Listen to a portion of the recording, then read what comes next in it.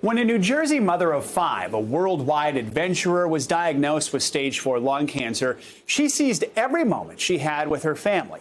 NBC News Now correspondent Isa Gutierrez spoke with her about exploring the world's tallest mountains and the new journey she's taking within. Isabella de la Houssaye was just a regular working mom, a lawyer and business owner living in New Jersey, married with 5 kids, and had a love for exploring the outdoors, whether it was running in the mornings or climbing the highest mountains in the world.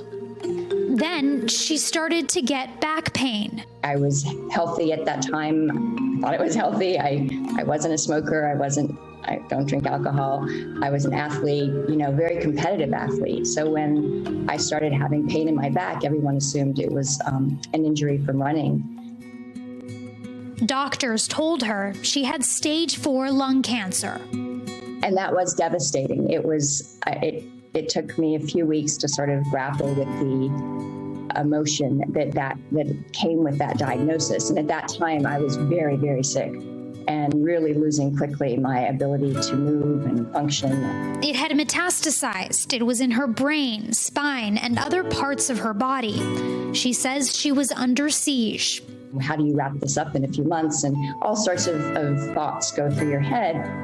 So I had a mental shift, which was incredibly powerful, and sort of started thinking about all the ways I was still the same person, despite this diagnosis. Isabella still had her family, her husband and 5 children who all sought to conquer the planet's toughest terrains. The oldest climbed the 7 summits. Another biked across Africa. One son rode across the Atlantic Ocean by himself. And her daughter hiked the Pacific Crest Trail from Mexico to Canada. The family even rode horses from Siberia to the Gobi Desert in Central Asia together.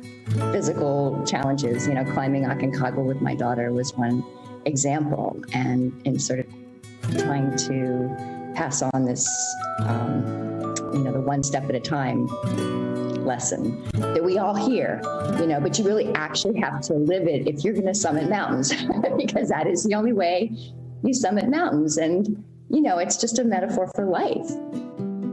After her diagnosis, Isabella began taking trips with each of her children. She trekked the Camino de Santiago, a medieval pilgrimage in Spain, with one son, completed an Ironman competition with all the kids, and scaled the highest peaks in South America with her daughter, Bella.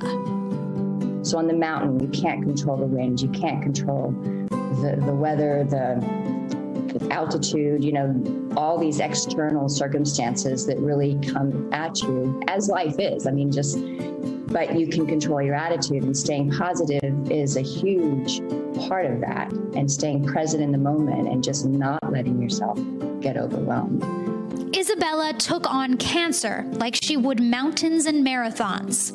She took a leap of faith, taking part in trials for new anti-cancer drugs.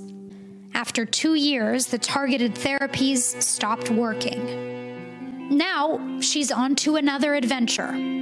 So I'm about to embark on one of the biggest challenges of my life, which is an experimental cancer trial that is a T-cell therapy.